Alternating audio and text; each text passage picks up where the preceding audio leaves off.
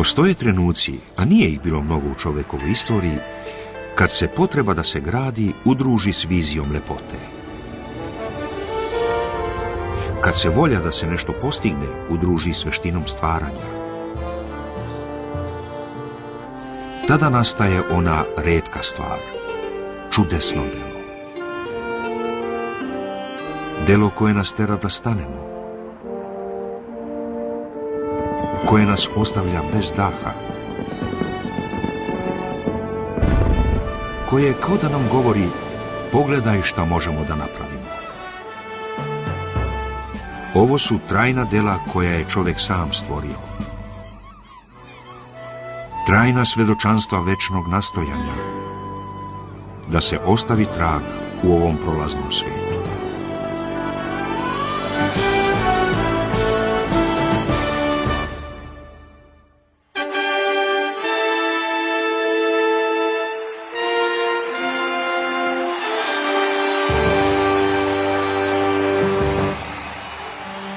Pre skoro 2000 godina građani Rima bili su svedoci čuda.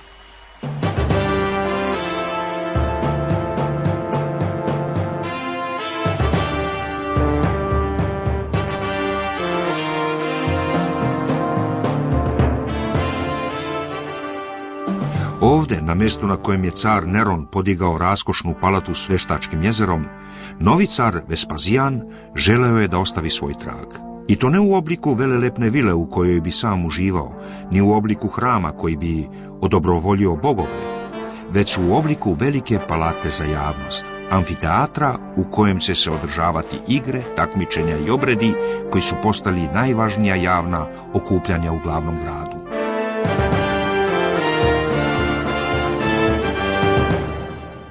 Vespazijan je bio svestan koliko su odnosi s javnošću bitni. Kad je došao na vlast 69. godine, naslijedio je grad koji je bio u rasulu. Veliki požar 4 godine ranije uništio je veliki deo Rima. Korumpirani Neron, između ostalih, nemarno je ispraznio riznicu, a rimski senat je bio podeljen na suprotstavljene tabore nakon 2 godine građanskog rata. Vespazijan je ubrzo objavio novi plan. Isušit će Neronovo Veštačko jezero i podići će veliki javni amfiteatar, najveći koji je ikad sagrađen. Nazvao ga je amfiteatar Flavijevaca prema svom prezimenu. Kasniji naraštaji prozvali su ga Koloseum, a taj naziv odražava njegove kolosalne proporcije. Po samoj veličini i građevinskim obeležjima bila je to najambicioznija građevina koju su pokušali da podignu u antičkom svijetu. Robovi su teglili ogromne blokove peščara kako bi sagradili elipsu monumentalnih dimenzija. 500 metara u prečniku, površine 6 jutara, a visine 16 spratova. Najprije su sagrađeni lukovi i potporni stubovi, a zatim su bočni zidovi ispunjeni lakšim vulkanskim kamenjem koje se naziva plovučac.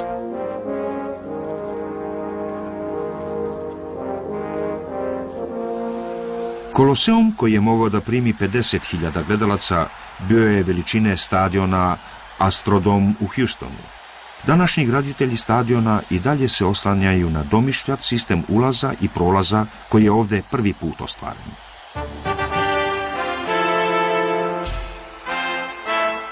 Prizemlje je opasano sa 80 lukova u kojima se nalazi 76 brojevima označenih ulaza. Patriciji su imali ulaznice na kojima je bio označen broj njihovog ulaza i tako su mogli lako da pronađu svoje sedišta, tako da je čitav amfiteatar mogao da se napuni za manje od 10 minuta. U unutrašnjosti počasna mesta su bila na tribini od mermera na kojoj je sedeo car sa svojom svitom, uključujući i vestalke. Iznad njih su sedeli privatni građani, a još više po strani posetioci i robovi, te na kraju na drvenim klupama žene i sirotinja. Čak i za vreme javnih igara sve je bilo organizovano na temelju staleža i statusa. No zašto je za sport bila potrebna tako impresivna građevina? U rano rimsko doba igre su se održavale u takozvanim cirkusima, i to samo za praznike kako bi se odobrovoljili gradski bogovi. No do Isusova doba Rimljani su postali opsednuti turnirima, borbama sa divljim zverima i trkama bojnih kola. Svaki car koji je išta vredeo, slušao je upozorenje istoričara Juvenala. Rimskog građanina u današnje vreme zanimaju samo dve stvari: panem et circenses, hleb i velike igre. Vespazijanov reprezentativni amfiteatar sagrađen je za manje od 10 godina. I mada sam nije doživeo da ga vidi završenog, Koloseum je ostao trajni simbol čitave civilizacije.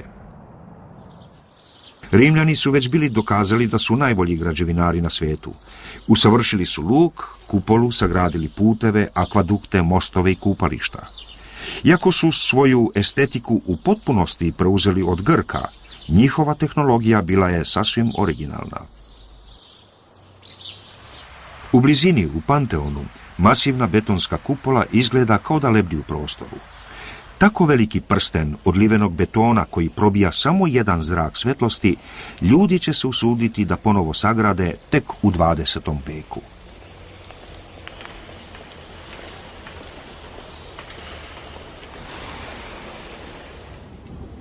Najveća arhitektonska baština Rima ipak je ostao Koloseum. Iako je ono što se u njemu odvijalo bilo isto toliko jezovito koliko je građevina bila veličanstvena. Gledaoci su se nalazili oko središnje arene po kojoj se posipao pesak kako bi upijao krv prolivenu u obrednim igrama. Na dan svoje inauguracije 80. godine novi car Tit, Vespazijanov sin, otvorio je amfiteatar jezivim lovom na divlje zveri. U jednom danu ubijeno je oko 5000 životinja. Krvavi slavljenički obredi mogli su da potraju i više od 3 mjeseca. Egzotične zveri iz dalekih delova carstva držane su ispod nivoa tla u ćelijama, koje i danas mogu da se vide. Životinje su tad dizalicama neposredno podizane do nivoa arene, gde su ih čekala lovačka koplja.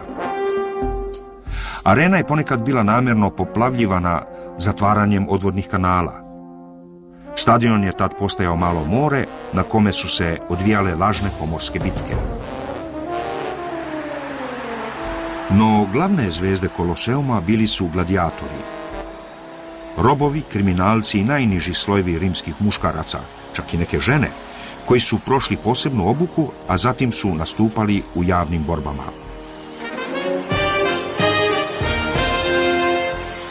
Zdravo, Cezare, pozdravljaju te oni koji će umreti.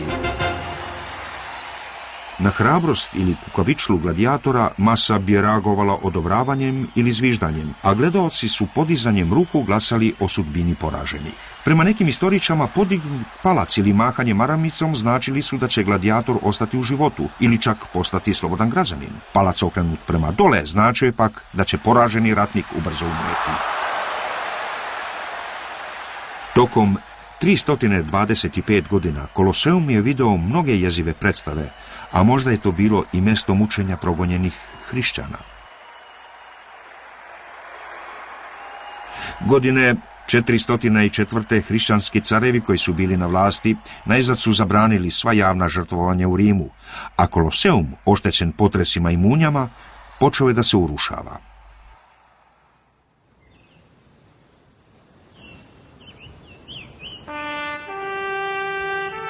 Kroz vekove Koloseum je postao rudnik mermera koji su pljačkali samozvani Cezari svakog novog razdoblja.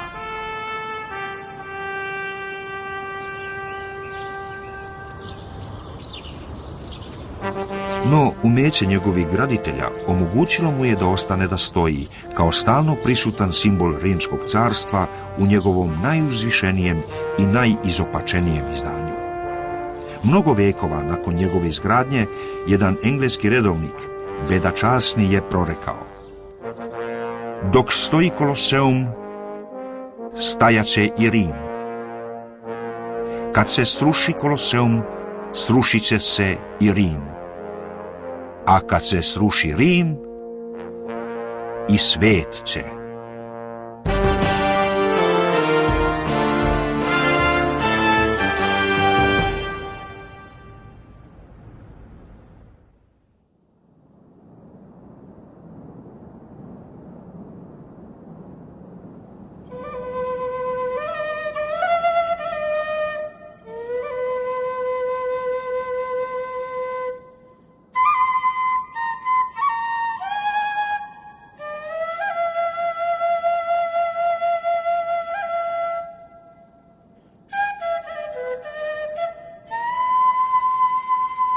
Visoko u proređenom vazduhu Anda, na 2100 metara nadmorske visine, tajna je ležala obavijena maglovitim šumama tokom 400 godina.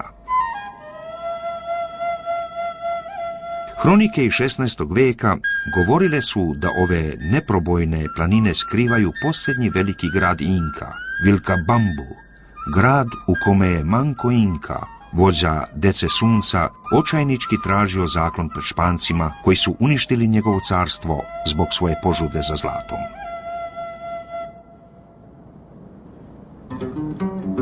Godine 1911. mladi američki istoričar Hiram Bingham krenuo je da izradi kartu neistraženih ruševina u dolini Urubamba u Peru. Lokalni indijanci vodili su ga do udaljenog vrha planine, koji je najpre izgledao sasvim negostoljubiv za naseljavanje ljudi. Indijanci su ga jednostavno nazivali Stari vrh, odnosno Machu Picchu. Bingham je opisao svoje putovanje. Vukli smo se uzbrdo po klizavoj travi na sve 4. Daleko dole Urubamba je ljutito režala. Obišli smo oko jednog brežuljka i odjednom naišli na brojne slojeve terasa Inka. Kakvom je to naselju bilo potrebno na 100 takvih terasa? Ovdje je moglo da se uzgoji dovoljno hrane da se prehrani čitav grad. Ovo prekrasno sačuvano utočište očigledno nikad nije okaljala konkvistadorska čizma. Shvatio sam da bi moglo da se pokaže da je Machu Picchu najveća i najvažnija ruševina otkrivena u Južnoj Americi od dolaska Španaca. Ono na što je Bingham naišao, iako je bilo zagušeno rastinjem prašume, bilo je izvanredno. Visoravan koja se prostire na površini od preko 5 kvadratnih kilometara, s više od 200 zgrada izrađenih s nenadmašnom klesarskom veštinom. Kao kroz maglu počeo sam da uviđam da je ovaj zid sa susednim polukružnim hramom iznad pećine bio jednako lepo izrađen kao i bilo koja druga kamena građevina na svijetu. S pravom je oduzeo dah. Šta bi ovo mjesto moglo da bude? Bingham je verovao da je pronašao izgubljeni grad Vilcabambu, utočište Manco Inca. Ali Machu Picchu izmiče većini objašnjenja, jer to uopšte nije grad, već ogromno versko središte. Sveto mesto na kome je obrede održavala jedna od najzagonetnijih civilizacija na svetu. Inke su sagradile carstvo koje se na svom vrhuncu u 16. veku prostiralo na preko 4000 km i bilo je najsnažnije u Južnoj Americi. U prestolnicu Inka, Cuscu, živjelo je 100.000 ljudi, a njihovo bogatstvo bilo je legendarno. Ovo dvorište u Korikanči, hramu sunca u Cuscu, nekada je bilo popločano sa 700 ploča od čistog zlata, a svaka je bila teža od 2 kg. Kao i većinu blaga, narod Inka i te su ploče opljačkali španski konkvistadori. Inke su imali domišljatu društvenu organizaciju. Uprkos tome što nisu imali pismo, razvili su sofisticirano gazdinstvo, usekli su terase u strmom terenu, navodnjavali su ih kanalima, uzgajali kukuruz i krompir, pripitomili su alpake i lame.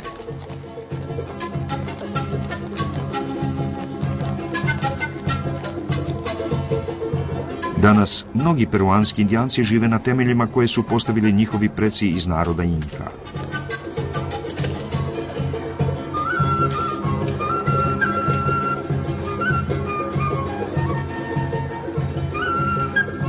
A jezik koji govore, Kečua, nekad se govorio u hramovima Machu Picchua.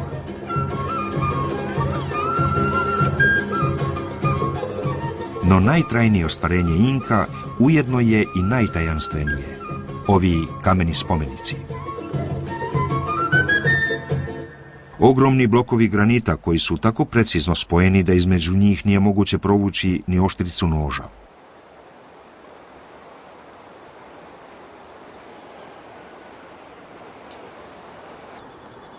Graditelji su teglili blokove kilometrima daleko od kamenoloma, a nema nikakvih dokaza da su imali točak, bilo kakve vučne životinje ili dovoljno čvrsto oruđe koje bi im omogućavalo da isklešu ove savršene blokove.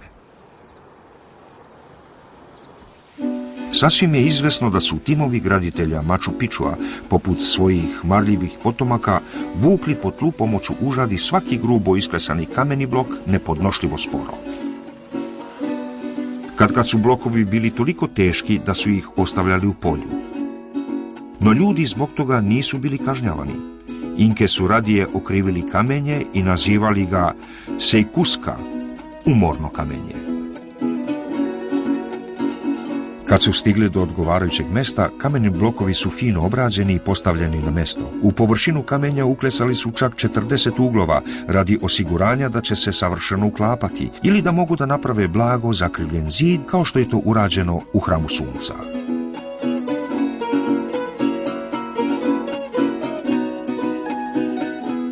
Trapezoidan oblik većine građevina izum je Inka, a zahvaljujući njemu građevine su ostale stabilne tokom čestih potresa koji su se događali u Andima.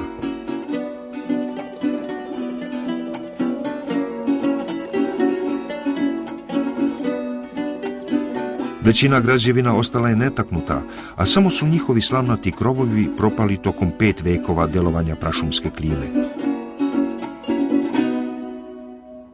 No, šta se ovdje događalo? Zašto je bila potrebna tako složena gradnja?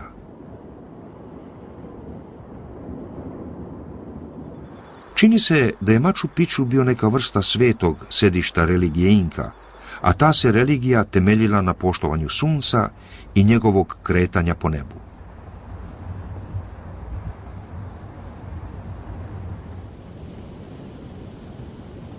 Intihuatana, ili mesto na kome se vezuje sunce. Ovo kameno uzvišenje omogućavalo je Inkama da predvide solsticijume i ekvinocijume koji su bili ključni za setvu i žetvu kukuruza. Na dan junske ravnodnevice, koja južno od ekvatora označava početak zime, sunce se simbolično vezivalo za zemlju kako bi se osigurao njegov povratak u narednim mjesecima.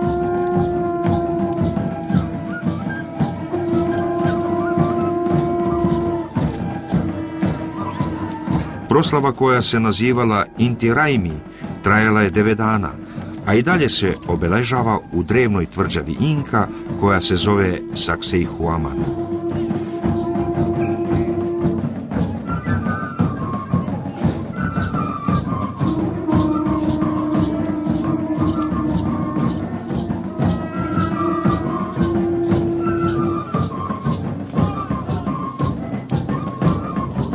Za Inke sunce je bilo božanski otac svih ljudi, a kralj je bio sunčev namjesnik na zemlji.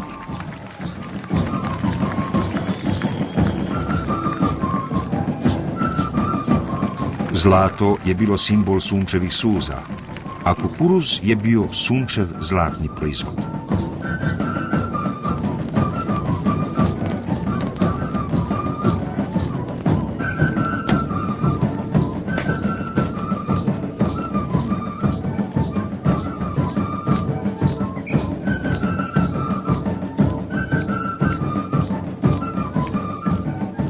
Upravo iz ove tvrđave 1536. godine opkoljeni vođa Manco Inca zauvek je pobegao u brda. Samo 4 godine ranije Francisco Picaro doveo je malu grupu Španaca u samo središte carstva Inka. Manje od 200 Španaca, podstaknuti glasinama o veličanstvenom bogatstvu i naoružanih boljim oružjem, uspjelo je da porazi indijansko stanovništvo koje je brojilo nekoliko miliona ljudi, da ubiju cara Atahualpu i da opljačkaju prestolnicu. Do jula 1533. Španci su sakupili 24 tone zlata i srebra.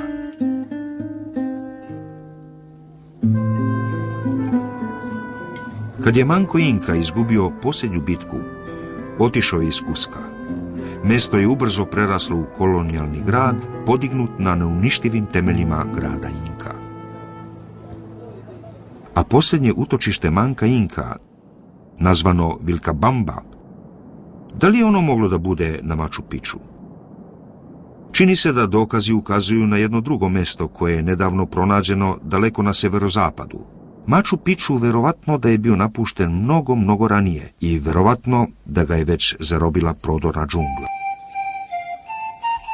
Poput civilizacije koja ga je sagradila, i Machu Picchu ostaje tajna koju je progutala zemlja iz koje je iznikao.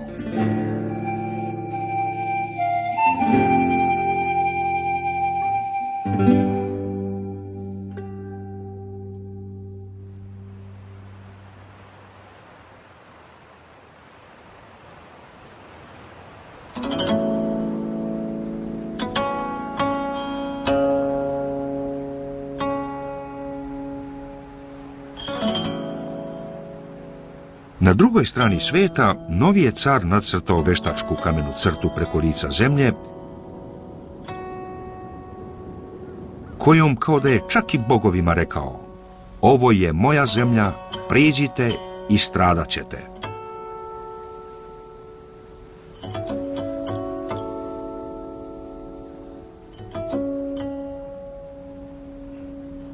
Kineska dinastija Ming napokon je zbacila jaram mongolske vladavine, prisilivši potomke Džingiskana da se povuku u severne stepe.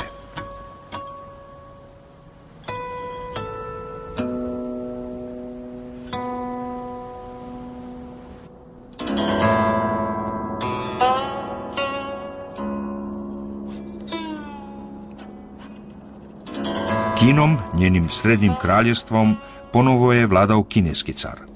A kako bi se carstvo odbranilo, zapoveđeno je da se podigne masivan zid, se proteže od reke Jalu kod Korejskog zaliva do divljine u pustinji Gobi. Ukupno 4800 km opeke i kamena, visine 8 metara, to je najveća građevina koju je čovjek ikad sagradio, a možda i jedina koja se vidi iz svemira.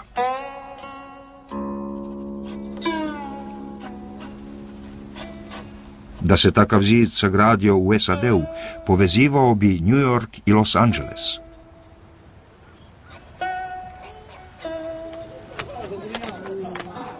Veliki kineski zid, koji danas postoji, sagrađen je za vrijeme vladavine dinastije Ming. Gradnja je započeta još pre rođenja Kolumba u 15. veku. No ideja da se sagradi zid koji bi opasavao srednje kraljevstvo potiče iz razdoblja 2000 godina ranije, iz 8. veka pre Hrista.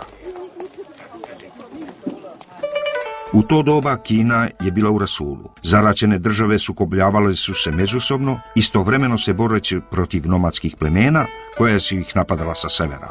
Tokom stotina godina podignut je niz zemljanih bedema koji su se protezali između planina i duž dolina, uzaludno nastojeći da zadrže neprijateljski nastrojene susede.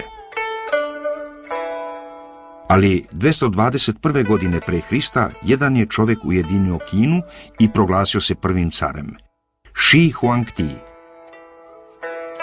Tokom svoje kratke 12-godišnje vladavine, Shi Huangdi povezao je na 1000 kilometara starih bedema u ogroman vojni odbrambeni zid protiv Huna.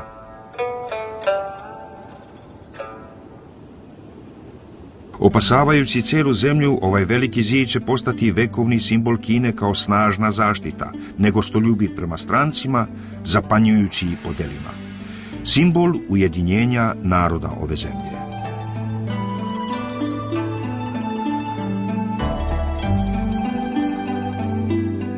Zid koji je sagradio Shi Huangdi Kinezima je pružio nacionalni identitet kakav nikad pre nisu imali, a dobili su i sigurnost. Na severnu granicu ubrzo su došli doseljenici i poljoprivrednici. U zaštitničkoj seni zida trgovci su se kretali po putevima prema zapadu, polazili su na putovanja duž takozvanog puta svile, kojim su bogatstvo istoka odnosili u Indiju, Persiju i Rim.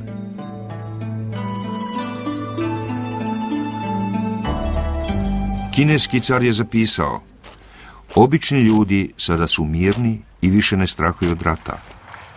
Muškarci obrađuju zemlju dok se žene bave svojim poslom.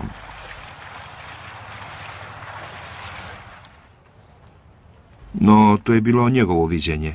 Iako je zid bio zapanjujuće vojno dostignuće, on je istovremeno predstavljao i brutalan čin prisilnog rada. 800.000 vojnika, zarobljenih radnika i zatvornika bili su prisiljeni da grade zid. Zločinci su bili posebno surovo kažnjeni. Obrijane su im glave, lica zacrnjena i sa gvozdenim okovratnicima upućeni su u daleke pokrajine kako bi dovlačili zemlju. Jedan je letopisac zapisao: jarci usput bili su puni tela muškaraca koji su bili prisiljeni da grade veliki zid. A kad muškaraca više nije bilo, njihove su se udovice pridružile radnicima.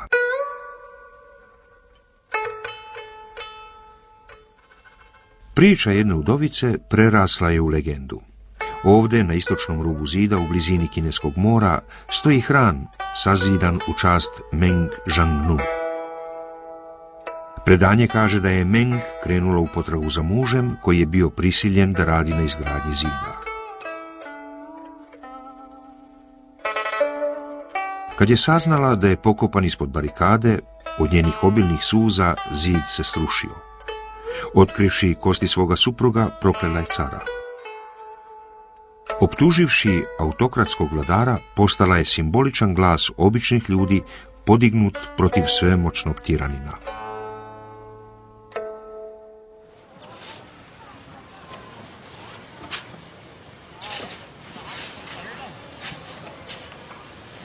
Od zemljanog bedema koji je izgradio Shi Huangti danas je ostalo vrlo malo. Ova kamena utvrđenja rezultat su 200 uzastopnih godina obnove i gradnje za vreme dinastije Ming, a njihovo se delo obnavlja i danas.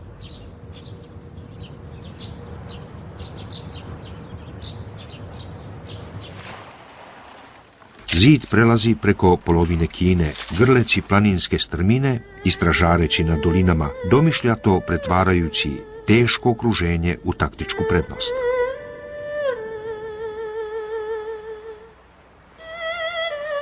U strateški važnom vojnom gradu Shanghaiguanu kružno utvrđenje prečnika 4 km gleda na okean, poput glave zmaja koji se šunja prema moru. Jarak dubok 8 metara štiti ova vrata nazvana prvi prolaz pod nebom.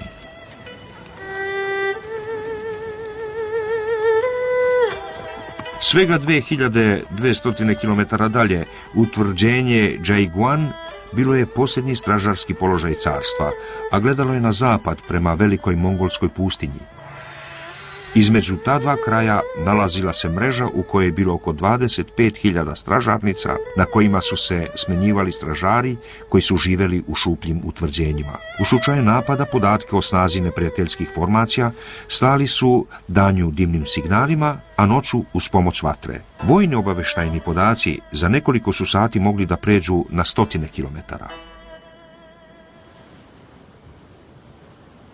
U blizini Pekinga podignuto je izuzetno važno utvrđenje Badaling unutar nekoliko slojeva spolnih zidina. Bilo je dovoljno široko da u njega može da stane 5 konja s jahačima ili 10 pešaka koji hodaju jedan pored drugog. Dvostruko krunište osigurava da zid može da se odbrani, nezavisno od toga s koje strane napadnut. Iako je veliki zid preživeo mongolske i mandžurske strele i mačeve, jedva da je preživeo ideološke napade našeg doba. Tokom kulturne revolucije krajem 60. godina prošlog veka, omalovažavanje prošlosti navelo je seljake da bezobzirno sruše čitave delove zida kako bi ih upotrebili za izgradnju svinjaca. No, danas je veliki zid obnovljen, iako ne uvek materijalno, već figurativno, i ponovno ima istu ulogu koju je nekad imao u kineskoj nacionalnoj svesti. Ponovo stoji kao obrambena crta, kao otisak na zemlji, svjedočanstvo o izdržljivosti naroda i o njihovim precima koji su ga sagradili.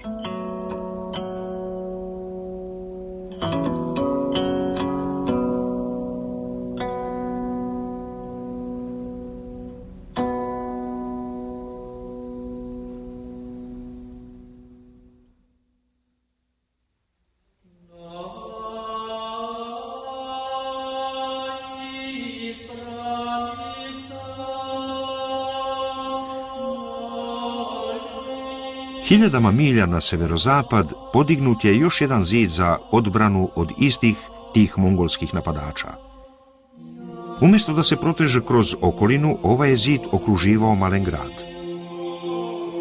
Bila je to moskovska tvrđava, na ruskom jeziku Kremlj.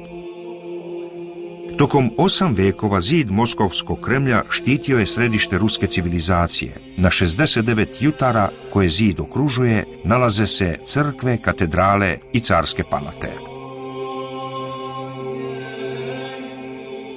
U Kremlju su se razvile vladavine Ivana Groznog i Petra Velikog. U njemu je Ruska pravoslavna crkva pod vlašću držala duše naroda. Ovdje se nalaze sjaj i blago Romanovih. Ovo je bilo i središte Lenjinove revolucionarne republike i ovdje je Staljin sprovodio krvave čistke sopstvenog naroda. Iza ovih zidova vodio se hladni rat, a ovdje je otvorena i nova stranica ruske istorije u posljednjoj deceniji 20. veka. Čitava povorka ruskog naroda zastupljena je u tornjevima i kupolama ovog ograđenog naselja. To je spomenik njihovim najvećim dostignućima i njihovim najvećim neuspjesima. Ruski dramski pisac Majakovski otišao je korak dalje. Zemlja, kakvu poznajemo, počinje u Kremlju. Sam je Kremlj počeo mnogo skromnije. U početku je to bilo tek trouglasto drveno utvrđenje koje je štitilo raskošne moskovske palate, no tokom veka Kremlj se proširio i obuhvatio i crkve, manastire, radionice i kuće.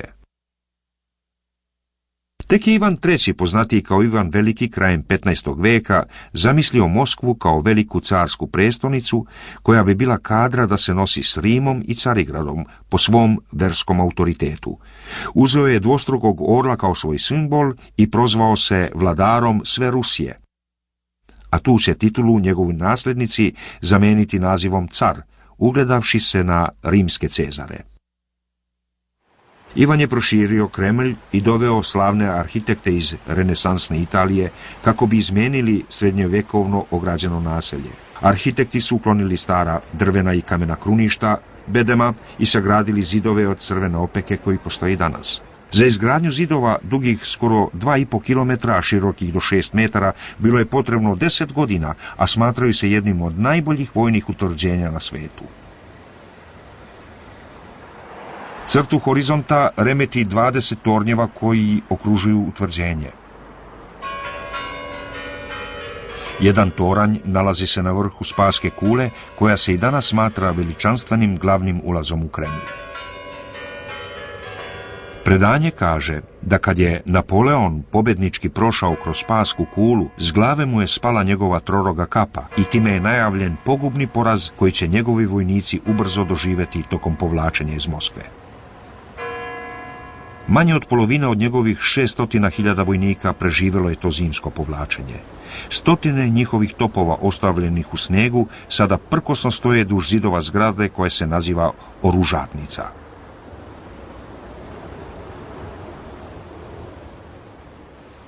No ako se čvrsta konstrukcija Kremlja sastoji od zidova i tornjeva, duša Kremlja je ovdje, na trgu katedrale.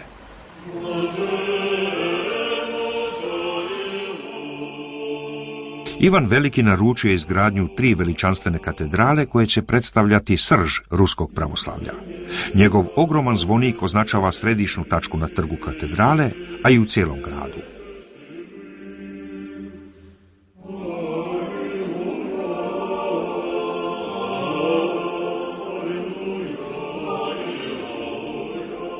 Katedrala Uspenja, koju je projektovao Fioravanti iz Bolonje, jednostavnog je oblika, a nad njom stoji 5 zlatnih kupola.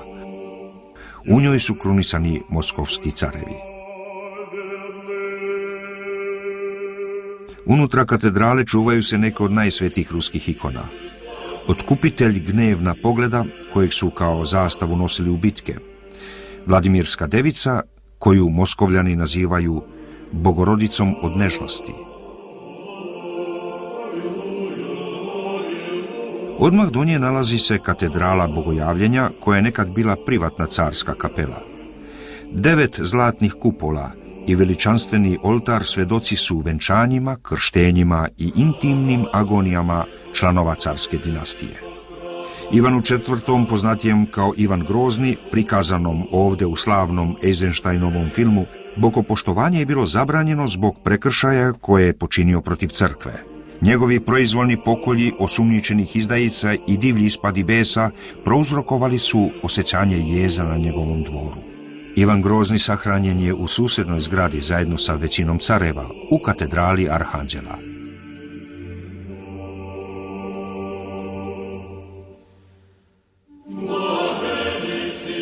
Njegov sarkofag leži uz sinovljev sarkofag, koga je Ivan ubio sopstvenim rukama.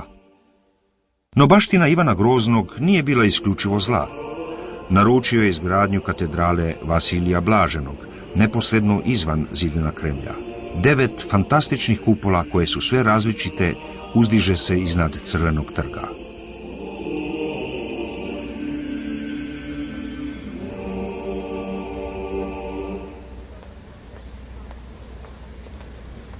Hir nepredvidivog Ivana katedralu je postavio u središte moskovske bučne javne pijace, a ne unutar dostojanstvenog utvrđenja. Kremlj, zapanjujućim bogatstvom svojih palata, svedoči o neumerenosti careva. Dok su izvan zidina ruski kmetovi i seljaci trpili velike nedaće, carski dvor nadmašuje evropske carske prestolnice. Videvši Kremlj, jedan je posjetilac uzbuđeno rekao: vodoravno i uspravno, tornjevi, kupole, kule, kruništa ispunjavali su čitav prizor.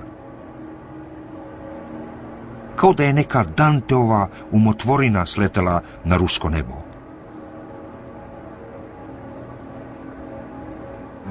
U Dijamantskom dvorcu, najstarijoj svetovnoj građevini u Kremlju, nalazi se careva dvorana za prijeme, u kojoj su žene, kojima je bilo zabranjeno vršenje javnih funkcija, posmatrale dvorske intrige kroz prozor s nadsloženim lukom.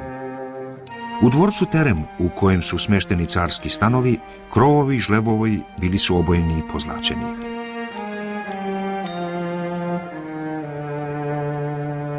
Ovdje je mladi princ Petar, prvi Romanov, gledao kako mu pred očima ubijaju porodicu.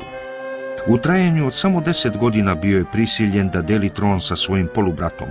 Bilo je to prilično, doslovno dvostruko prestolje, dok se njegova polusestra Sofija skrivala i šaputala poruke mladom caru.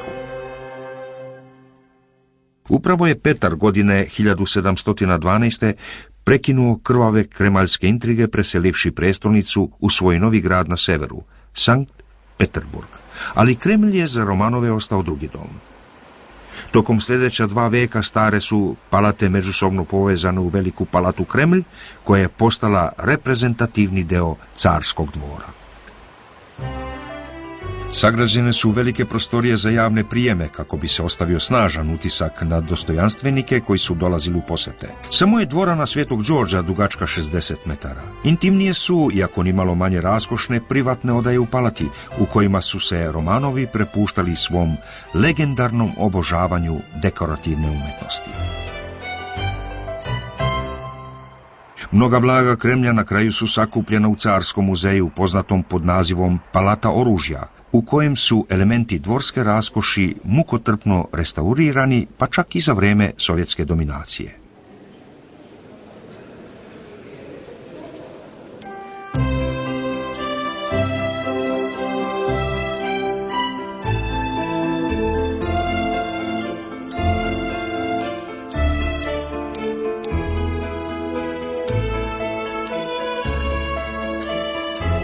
No, ekstravagantnost života u Kremlju nije mogla da preživi duboko nezadovoljstvo nemjernih nižih slojeva. Posle revolucije 1917. godine Vladimir Ilić Lenjin osnovao je novu socijalističku republiku. Sljedećeg proleća glavni grad se preselio u Moskvu. Kremlj je ponovo postao središte moći u Rusiji.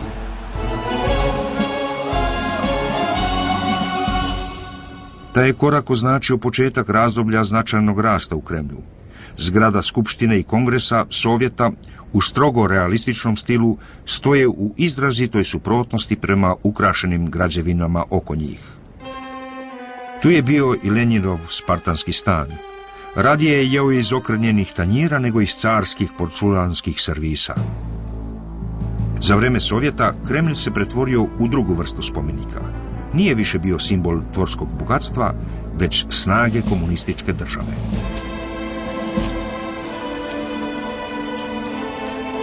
Crvena zvezda zamenila je carskog dvostrukog orla.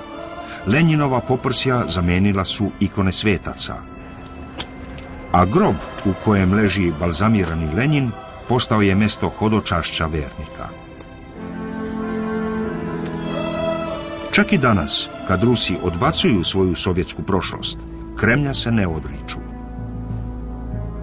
To je istorija naše države. Kremlj je uvek bio političko, kulturno i duhovno središte zemlje. Za mene je ovo svetinja. Ovo je istorija naše države Rusije koja postoji i koja će postojati kakva god komešanja da se pojave i uzdrmaju je. Stvarno volim ovo mjesto, a ja posebno. Dovela sam kćer da joj pokažem koliko je naša domovina zapravo divna, da joj govorim onome što vidimo, što znamo, što pamtimo. Kremlj i dalje osvaja srca Rusa i to ne samo svojom ljepotom, već i onime što čuva, njihove uspomene i njihove nade.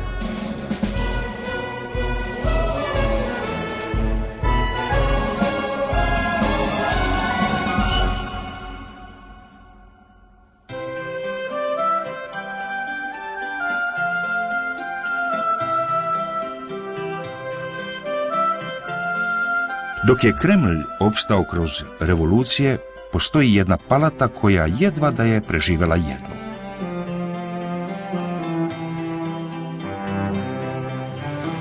Palata koja je toliko veličanstvena, toliko raskošna, toliko preterano aristokratska da sadrži dvostruku baštinu, i kao prestolnica evropske umetnosti i kao simbol kraljevske arogancije.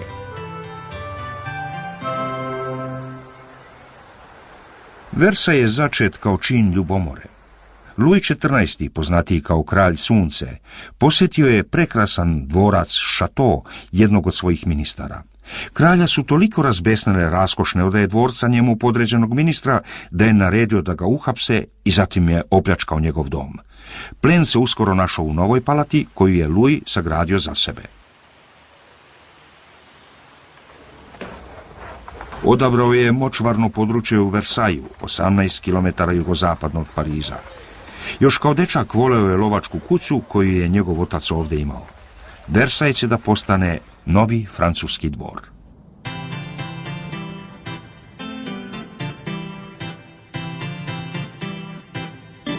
Dopremljeno je više od 22.000 radnika kako bi 250 jutara močvare pretvorili u najlepšu palatu i najlepše vrtove na svijetu.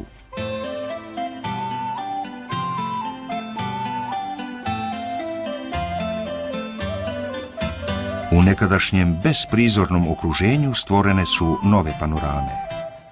Reke su preusmerene kako bi se milioni litara vode ulili u 400 fontana.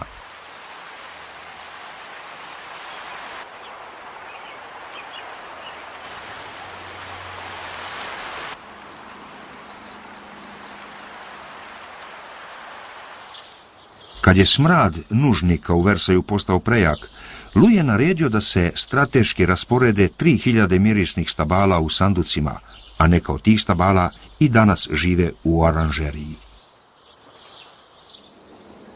Versaj zapravo predstavlja vrhunac barokne osjećajnosti. Ovdje je priroda ukročena, a katkad i mučenjem prisiljena na pokornost. Svaka grančica i grana u Versaju, svaki prirodni izdanak bio je izmenjen. Stabla su blago nagnuta od dugih staza kako ne bi bacala senku na veličanstvene kipove koji ukrašavaju vrtove.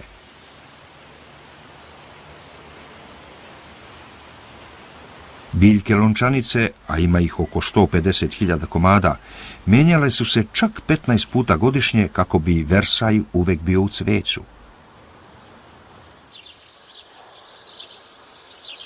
Zgrade u Versaju također nameću racionalan veštački poredak i to u meri neshvatljivog luksuza.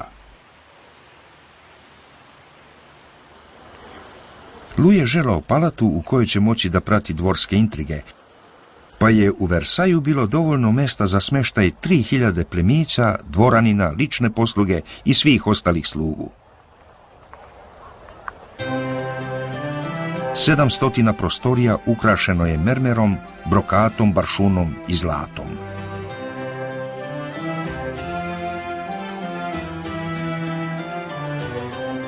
Versaj je postao mjesto stanovanja i sastajalište francuske aristokratije. S obzirom na to da je Louis voleo da živi pred očima javnosti, palata je bila otvorena za sve koji su došli da je razgledaju.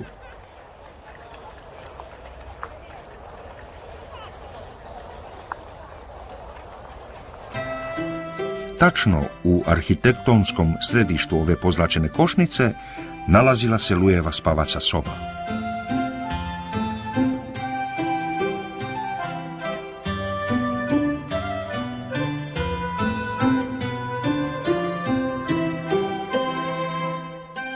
Dani ovdje nisu počinjali s izlaskom sunca, već s buđenjem kralja, a taj se ritual nazivao lever du roi. Louis je imao različitog slugu za svaki zadatak.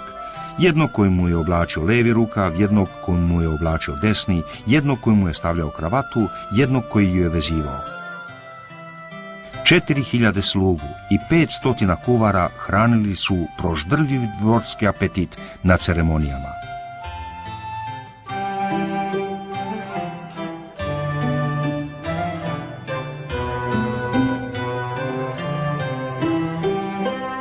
Dani su na dvoru prolazili u složenoj mreži prijema, sastanaka, obroka, pozorišnih predstava, igara, kockanja i elegantnih balova.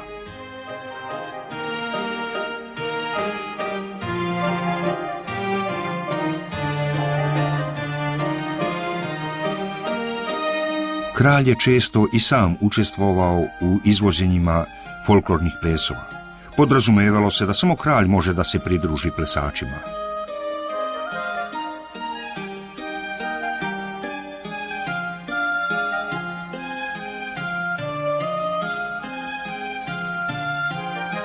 Dvorana ogledala bila je jedna od nekoliko desetina dvorana za prijeme. Oko 400 ogledala u ovoj dvorani postavljeno je tako da u vrijeme zalaska sunca deluje kao da je u plamenu.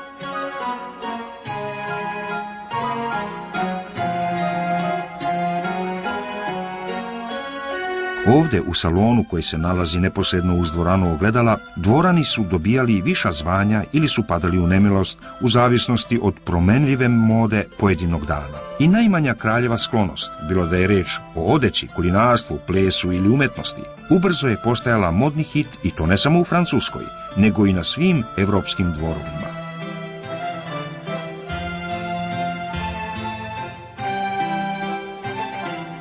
A sličnu moć imala je i srećna ljubavnica koja je u posljednje vrijeme privukla kraljevu pažnju. Markiza od Montespona dugo je imala vlast. S obzirom na to da je Louis želeo da provodi vrijeme s njom daleko od očiju dvora, sagradio je izdvojen mali dvorac na teritoriji Versaja, Veliki Trianon.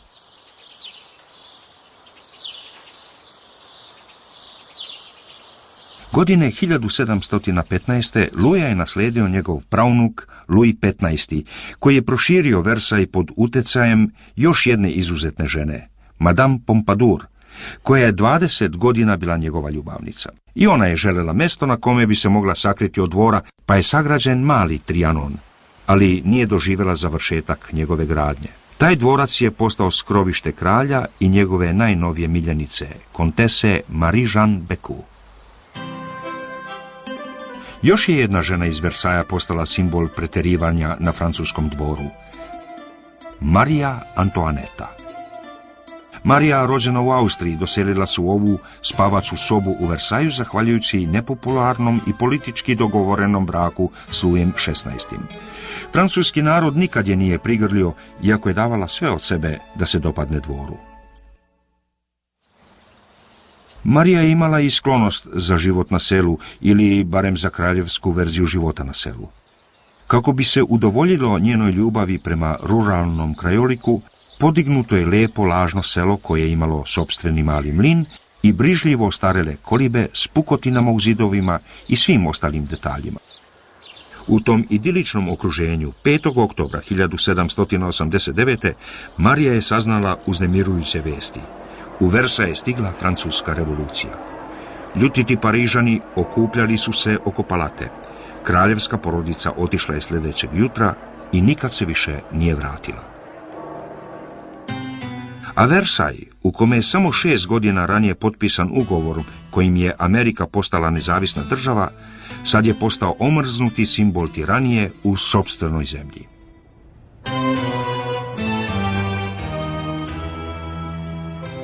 Osamdeset godina kasnije američki pisac Mark Twain posjetio je Versaj.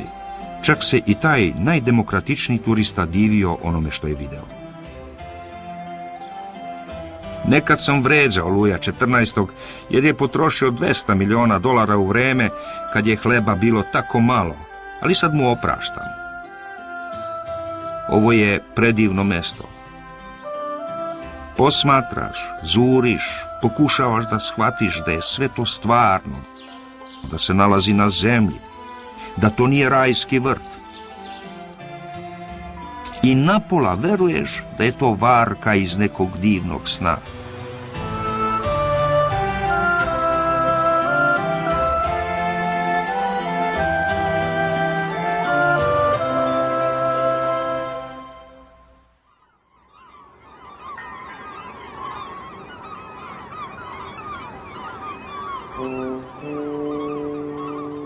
Sve vreme putovanja govorili su: vidjet ćemo divnu ženu sa svetiljkom.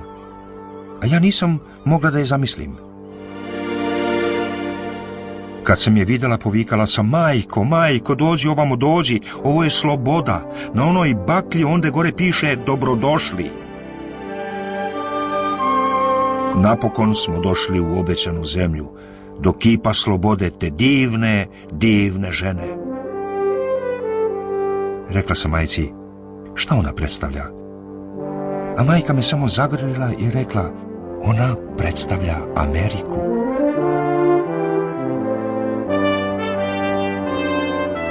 Uzdiže se iznad vode njujorške luke. Moderni kolos od metala, najveći koji je ikad izrađen. Sve do danas to je najistrajniji simbol najvećih američkih nadanja. No, poput priča o milionima novih Amerikanaca koji su prošli ispod nje, i priča o kipu slobode počela je s druge strane Atlantika, u nemirnoj zemlji. Bila je godina 1865. U Parizu je okrutna i ratom obeležena vladavina cara Napoleona III. Srušila demokratski san francuske revolucije i pretvorila ga u bledo sećanje. Za neke francuske liberale Amerika je čuvala baklju francuskih izgubljenih demokratskih ideala. Žudeli su za bratstvom koje je nekad povezivalo Washington i Lafayette.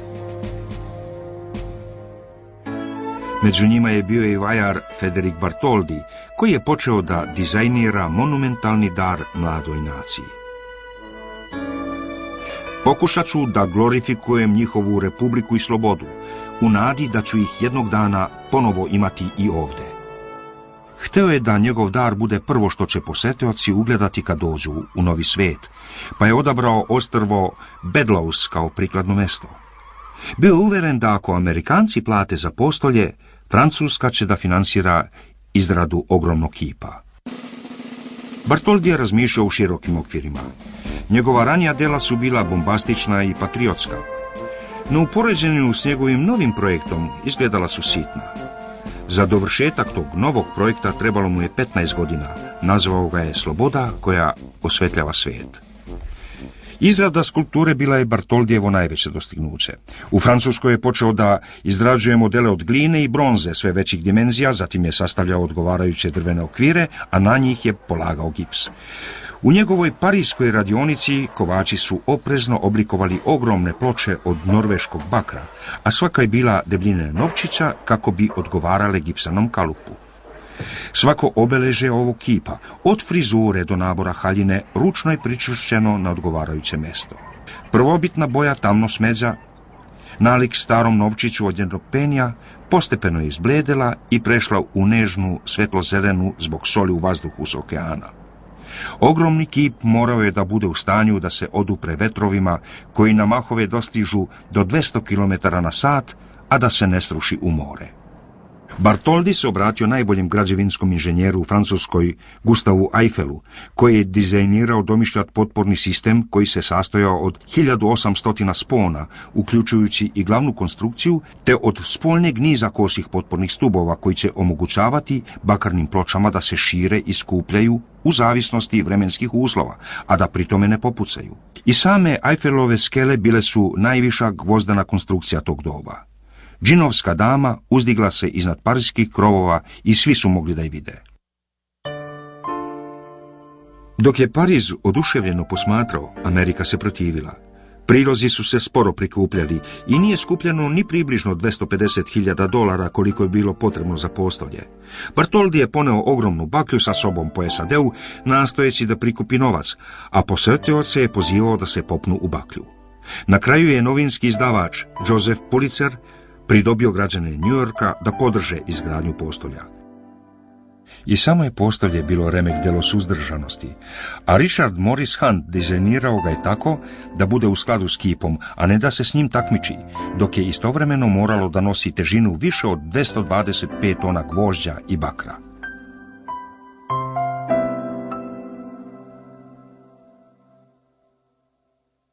Do 1885. Francuska je za projekat izdvojila više od $400.000 američkih, a Bartholdi je poslije 14 godina završio izradu kipa.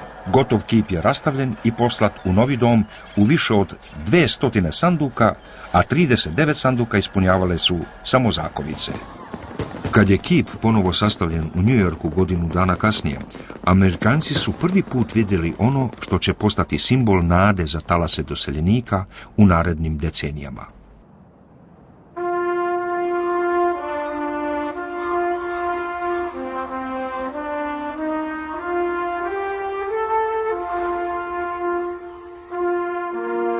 Visina gotovog kipa odgovarala je visini 15 spratova, a samo je kažiprst dug 2,5 metra.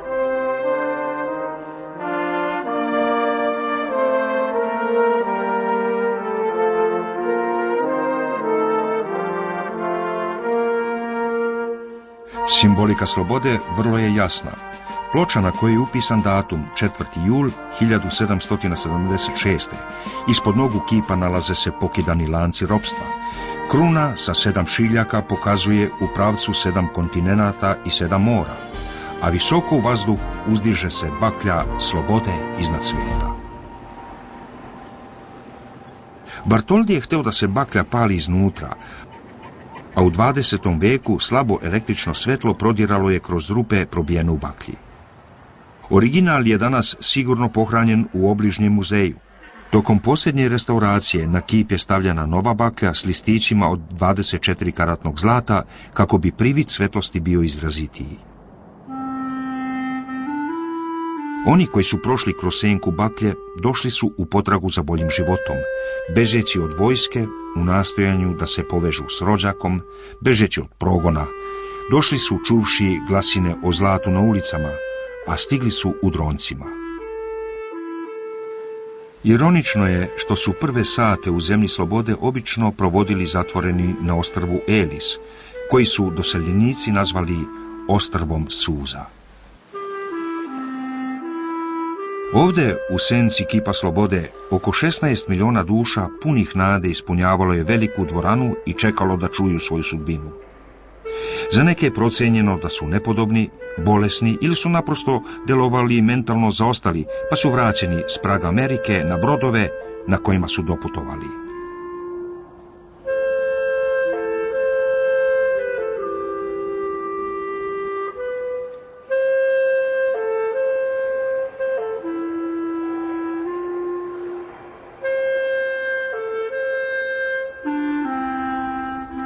Ali većina ljudi primljena je u novu zemlju, katkad pod novim imenima, a uvek s novim nadama.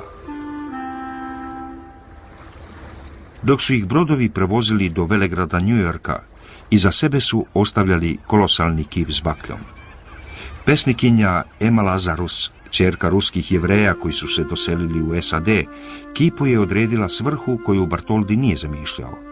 Njene reči sada su ispisane na ulazu u kip slobode. Daj mi tvoje umorne, siromašne ljude, tvoje nagurane mase koje čeznu da dišu slobodno, taj bedni otpad tvojih krcatih obala, njih beskućnike išibane olujama pošalji meni, ja uzdižem svetiljku pokraj zlatnih vrata.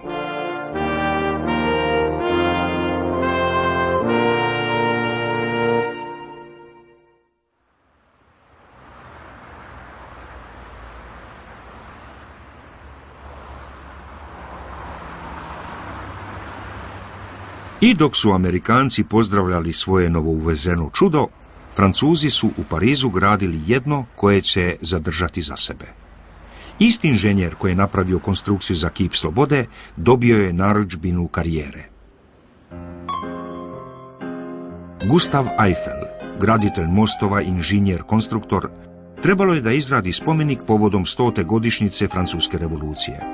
Eiffel je dobro poznavao i istoriju i rad s metalom. Liveno gvožđe će mu omogućiti da napravi monumentalnu konstrukciju koja će ostaviti utisak kakav revolucija zaslužuje. Projektovao je toranj vrtoglave visine, sa blizu 300 metara gvozdene čipke. Taj je toranj ostao najviša građevina na svijetu sljedećih 40 godina.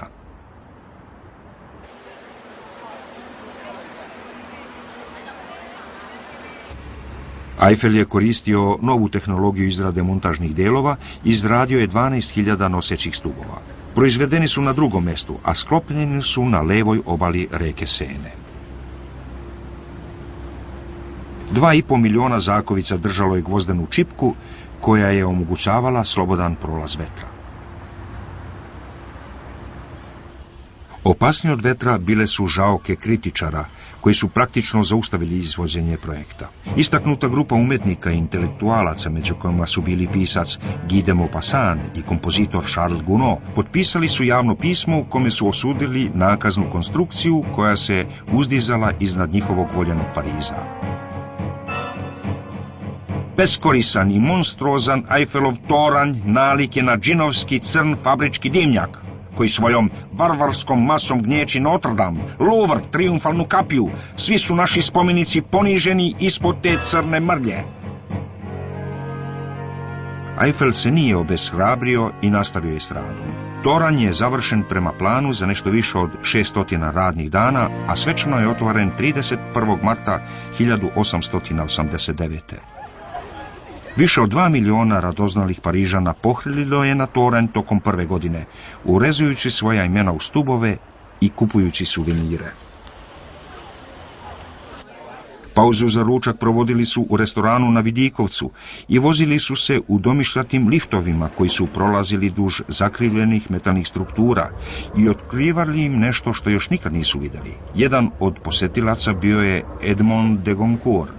Penjući se liftom u želucu sam imao osjećaj kao da sam na brodu, na otvorenom moru, no nije mi se vrtelo.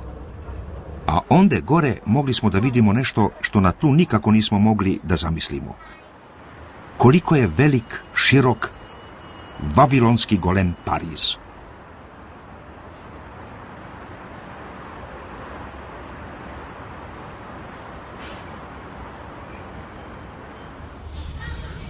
Toranj je promijenio način na koji su Parižani gledali na svijet oko sebe.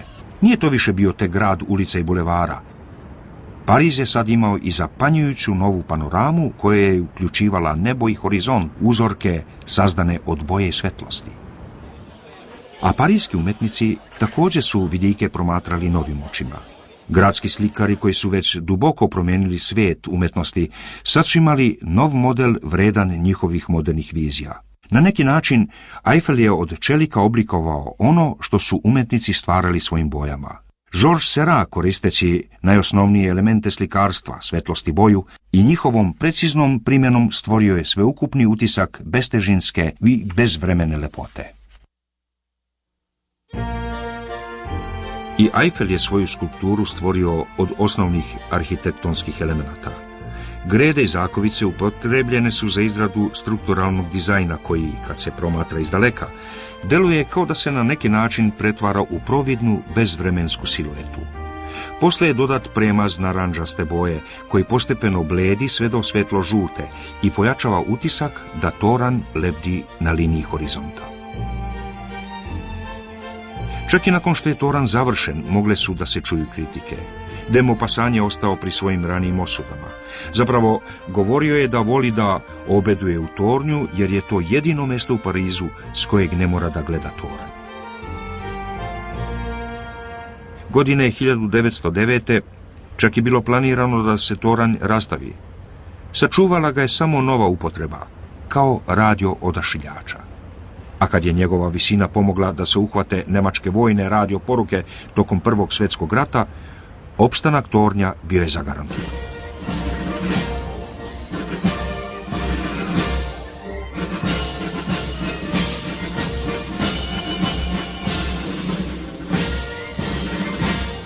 Ironično je da toranj, koji je nekad bio simbol revolucije, napretka i masovne proizvodnje, danas deluje pomalo starinski, poput delića elegancije starog sveta u užurbanoj metropoli.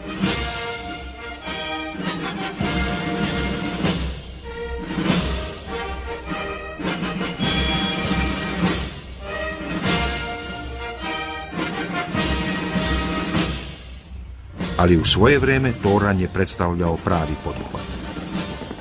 Izražavao je dobrodošlicu modernom dobu, povezivao lepotu i tehnologiju, potvrđujući da te dve vrednosti mogu da postoje jedna uz drugu. Već i sama ta tvrdnja možda Eiffelov toranj čini najoptimističkijim čudom koje je ikad sagrađeno. A možda i najdirljivijim.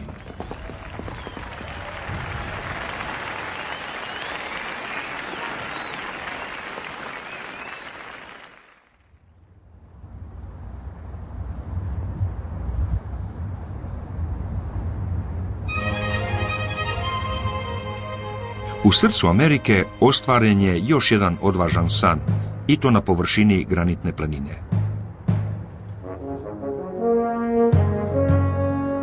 U planinskom masivu Black Hills u saveznoj državi Južna Dakota, među strminama koje stoje poput svedočanstva o snazi i postojanosti zemlje, jedan je čovjek odlučio da ostavi svoj trag na planini. I to ne samo kao lični izraz vlastitog umeća, već kao spomenik temeljnim načelima demokratske države.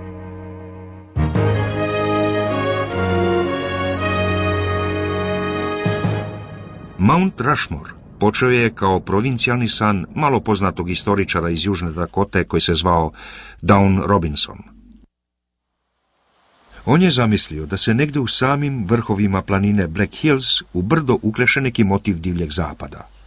Ali umetnik od kojeg je naručio izradu dela imao je sasvim drugčiju viziju.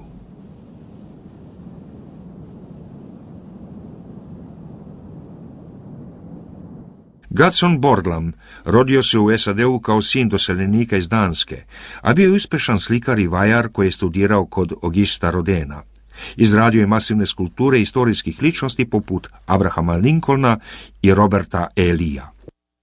Na ovom ogromnom platnu Borglam je zamislio nešto više od počasti divljem zapadu. Umjesto toga, želeo je da ovdje zabeleži trajne vrednosti čitave jedne demokratske nacije.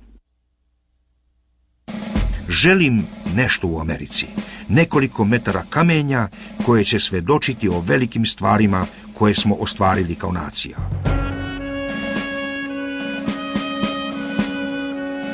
Borglam je posegnuo duboko u psihu američkog naroda kako bi pronašao arhetipove nacionalnih ideala. George Washington, koji je za Borglama bio otelovljenje demokratskog vodstva, junak revolucije protiv svoje volje i čovjek koji je borbu za američku slobodu učinio dostojanstvenom. Thomas Jefferson, filozof i državnik, pisac deklaracije o nezavisnosti i gorljivi branilac pojedinačnih sloboda. Abraham Lincoln, koji je bio simbol snage američkog zajedništva i prava svih građana na slobodu. I Theodore Roosevelt, koji je bio oličenje snažnog širenja nacije, odlučan da budu sačuvani prirodni resursi te da se podstiče preduzetnička sloboda. Ali kako preoblikovati planinu u ta 4 lica? Borglum i Robinson najprije su našli mesto koje je odgovaralo po veličini površine, strukturalnoj čvrstoći i koje je tokom čitave godine bilo obasjano suncem. Borglum je s radovima počeo 1927. i s prekidima je radio sljedećih 14 godina. U radovima je sudjelovalo više od 300 radnika, a skulptura je na kraju koštala gotovo $1 milion.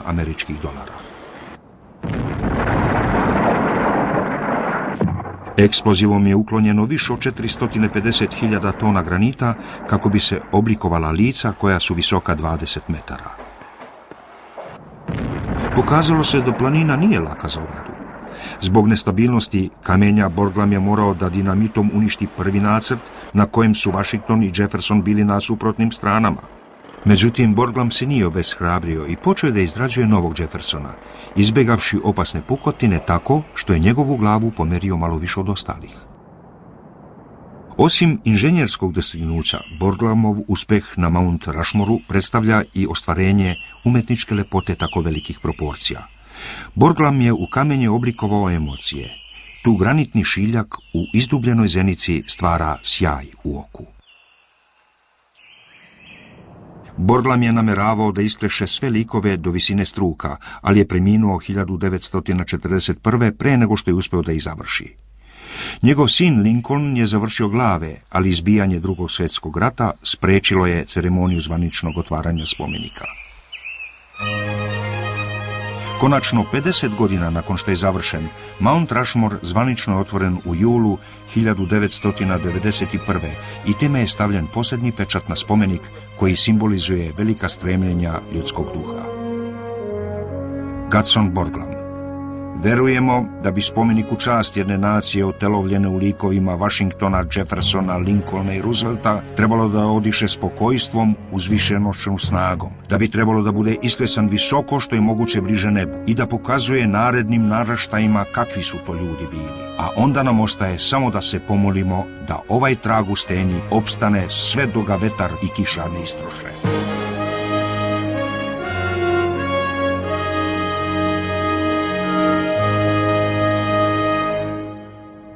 Borglumovo delo čini se poput posljednje velike vizije jednog prošlog vremena, doba u kojem se u junake nije samo verovalo, već su oni imali prepoznatljiva lica. Doba u kojem su umetnici uzimali čitavo čovekovo iskustvo kao svoje polazište i usuđivali su se da se izražavaju u nadljudskim veličinama. A ipak postoji još jedno veliko svjetsko čudo koje je još u nastanku, čak i u naše nestrpljivo doba. A nastaje samo 27 km od Borglumova remek-dela na Mount Rushmoreu. Tu je američko siroče poljskog porekla, Korčak Žolkovski, započeo izradu najambicioznije kamene skulpture koja je ikad isklesana bilo u antičko ili u moderno doba.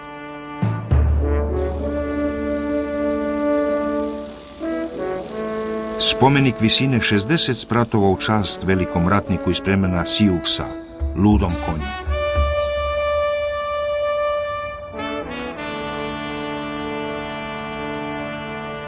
Tokom 30. godina 20. veka, kad su na steni od granita u Južnoj Dakoti počele da se pomaljaju lica američkih predsjednika evropskog porekla, poglavica naroda Siouxa, medved koji stoji, postavio Korčaku zajedljivo pitanje. Gde su spomenici njegovom narodu, plemenskim junacima koji su nastanjivali tu zemlju tokom 400 vekova, a koji su zatim za 40 godina bili gotovo istrebljeni? Korčak je odgovorio da je ostatak svog života posvetio modernom kolosu ludog konja. Veličina je gotovo nesaglediva. Sve 4 glave s Mount Rushmorea mogle bi da stanu u glavu ludog konja. Korčak je u tom legendarnom ratniku video junačko dostojanstvo poraženog naroda. Svom je zadatku prionuo s istrajnošću vrednom njegovog drugog junaka i mentora, Gadsdena Borgluma. Korčak, ekscentrik i vizionar, dao je na hiljade sopstvenih dolara za dobijanje prava na miniranje ove planine. 1947. kad mu je ostalo manje od $200, počeo je da radi na svom herkulovskom zadatku. Ja sam pripovedač koji svoju priču priča u kamenu i to je sve. Želim svetu da ispričam da je nekad postojao narod koji je ovdje živeo i koji je bio izvanredan. Nisam nameravao da skulptura bude ovako velika. Hteo sam da bude visoka 30 metara, ali lik visok 30 metara izgledao bi previše sitan. Onda sam rekao, isklesat ću celu planinu. Tokom 4 decenije s planine je skinuto oko 8 miliona tona kamenja. Korčak je znao da neće da doživi da njegovo delo bude dovršeno. Kad je preminuo 1982. godine, ostavio je sve planove kako bi rad mogao da se nastavi, a sada ih izvršavaju njegova udovica Rut i većina od njihovo 10 dece. Mislim da ih je naučio da ne postoji granica onog što možeš da učiniš i što god želiš da učiniš ako u to dovoljno čvrsto veruješ i ako dovoljno naporno radiš i spreman si da platiš cenu, možeš da ostvariš sve što poželiš. Možeš da postaneš što god želiš na ovom svijetu. Korčak je vlastitu filozofiju sažeo citirajući staru poslovicu koju je jednom čuo. Kad legende umru, snovi se završavaju. A kad se snovi završe, više nema ničeg velikog. Ludi konj čeka sljedećeg sanjara. U njegovoj senci slušalac može da čuje priču o svim ljudskim stvaranjima, koja je jednako tako bezvremena kao i vetar koji struji uz planine. Šapat drevnih junaka, muza drevnih graditelja. To je poziv velikim vizijama i velikim nastojanjima. Poziv da ostavimo trag, da stvorimo novo čudo.